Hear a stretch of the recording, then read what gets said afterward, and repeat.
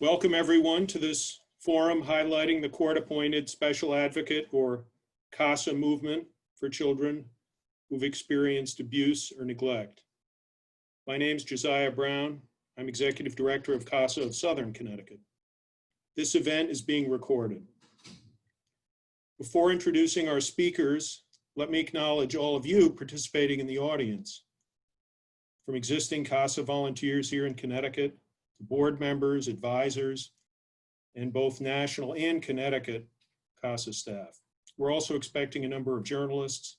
We understand there are some prospective volunteers too, and we hope that you all will share the messages of this event with your colleagues, neighbors, friends, and family.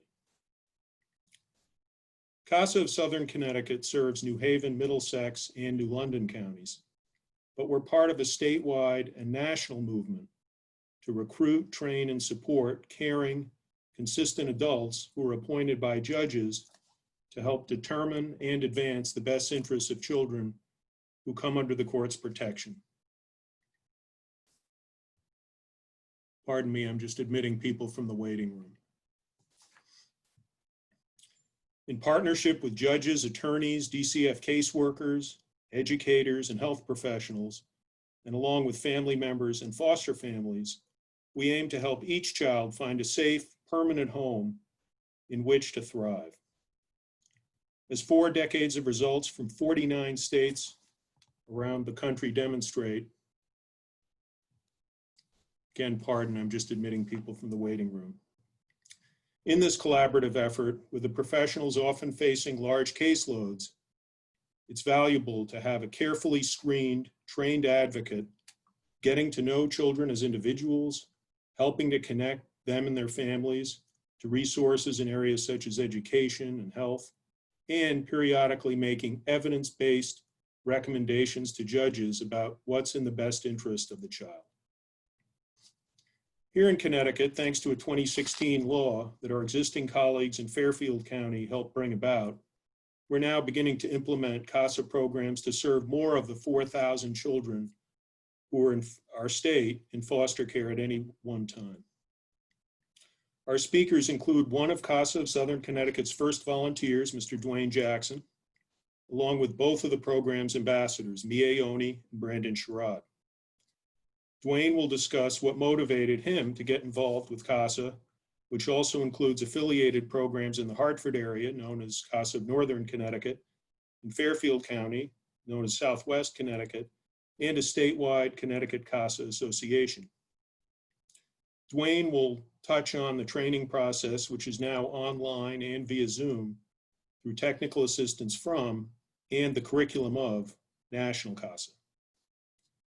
Brandon and Mia will then each talk about why they were inspired, also on a volunteer basis, to help represent the program and encourage additional men and women to join the CASA movement.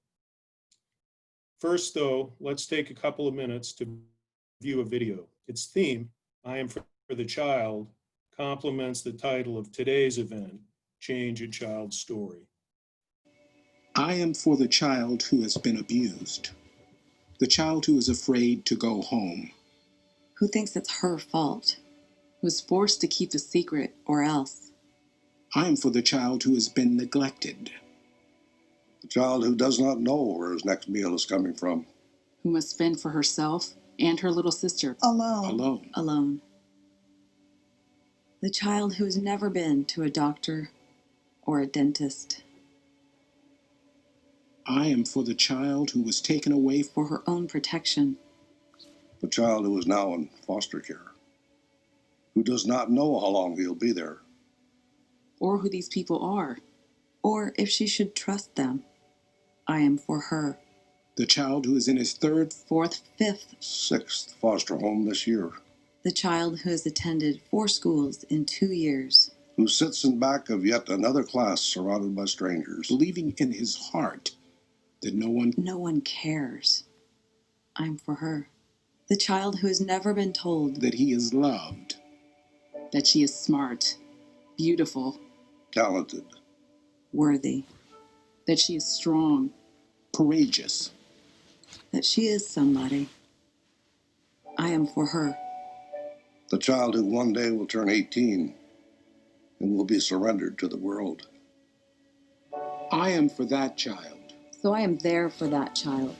To listen to her. To speak for her. To champion without compromise for what's in his best interest. Because if I am, If I am there for her, I know she will be half as likely to languish in foster care, and that much more likely to find a safe, permanent home. She is the child I am for. He is the child I am for. They are the children I am for. She is the child I am for. the child I am for is him. Who am I? Who am I? Who am I? I'm a CASA volunteer. I am you.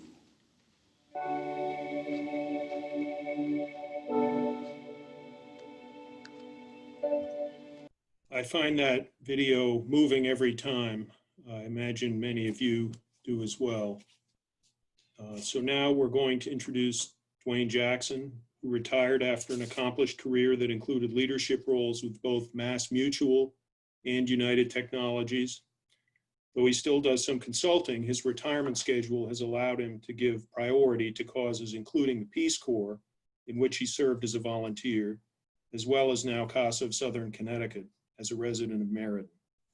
Parenthetically, given the sports dimension of today's event with both Brandon and Mie pro basketball players, I'll note that Dwayne was a senior co-captain as a varsity basketball player at Westfield State in Massachusetts, so let's give him his due in that realm too. And because basketball is a team sport, and because CASA's work involves collaboration on behalf of children and families, it's appropriate to feature high character individuals like these who also happen to share a connection to basketball. So Dwayne, please explain what drew you to the CASA movement, its Team for Children, and what you've experienced so far. I would say that, like many of us who end up doing community service work, it is not necessarily one particular event or experience that led us to the next thing, but it's probably the body of what we do in a community that leads us along a path to continue doing so. So like many of you who are in on this call, you probably have a story to tell in terms of what got you to actually participate in this event itself. But for me, I would go back to way back to my college years in the 70s when I was a counselor for a then called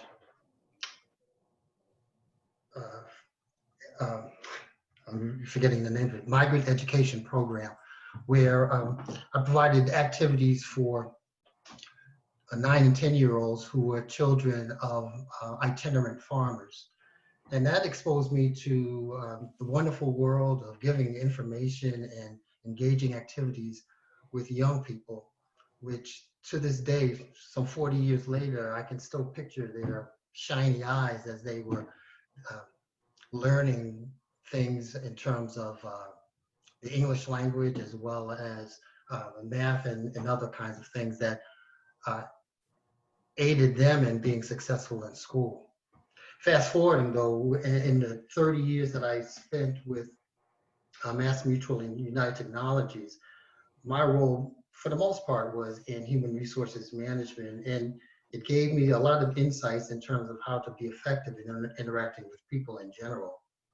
But I would say though that during that period of my professional employment, I had a lot of interaction with people in the community, particularly young people. Through serving on boards, for example, with Dunbar Community Center, and then with Junior Achievement, I was able to help guide the curricula for those organizations in terms of serving the young people within the Springfield area.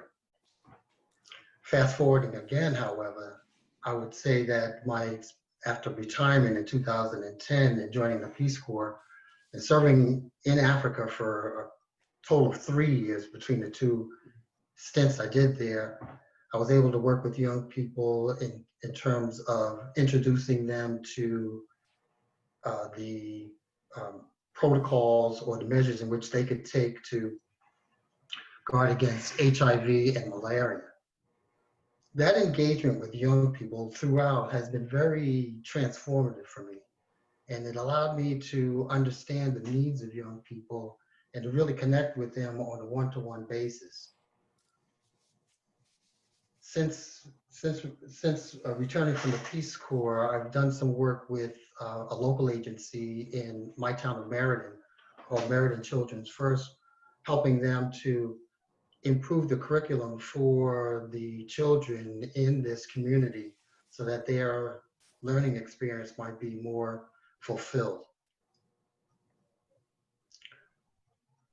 I would say that in addition to all of these life experiences, the training that I received in CASA was very rewarding and further prepared me for what's ahead in terms of being assigned to a child as their advocate.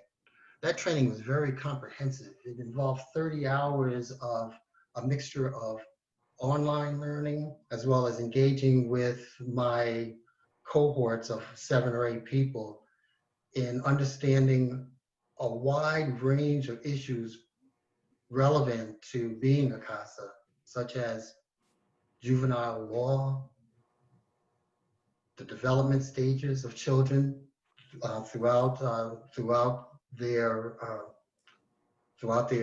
adolescence, understanding how to be effective in terms of reporting what you witness in terms of the child's needs, and being in the best position to advocate for those needs before a judge periodically.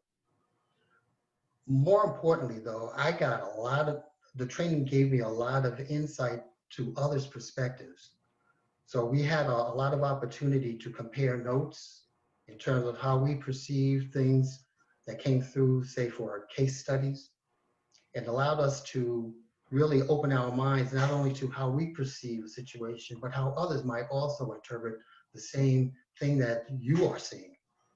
So it's through that combination of learning the different learning media that we as advocates, now advocates, we as trainees at the time, we're in the best position to actually serve in the role that we're called upon to do. I got a lot out of the interaction with my fellow trainees, and we continue to meet now. So for all of those who are in on this call who might be considering becoming a CASA, being an advocate for a child, you can expect to receive a lot of exposure to all of the issues and information that would position you to be successful in that role. Thank you, Dwayne, for your very appropriate comments. And I think integrating with your experience in the Peace Corps and elsewhere is it really resonates. And thank you for discussing the training, how we apply the national context here in Connecticut with our colleagues, both staff and volunteers. So I'm going to defer the video for now, and we'll next turn to Brandon Sherrod, who grew up in Bridgeport as part of a strong family he'll tell you more about. He graduated Yale with a degree in political science and has emerged as a role model to young people in our state, whether leading by example in resisting underage drinking or balancing rigorous academics and musical talents, singing especially, with a serious pursuit of basketball. On the court, he was the state player of the year in high school before helping lead Yale to success in the Ivy League and NCAA tournament and becoming the NCAA's all-time record holder for consecutive field goals. He made 30 straight shots across several games. Now he's playing professionally in Italy and a world traveler who's nearly fluent in Italian, but he remains deeply committed to his home state of Connecticut and to its young people. So, Brandon.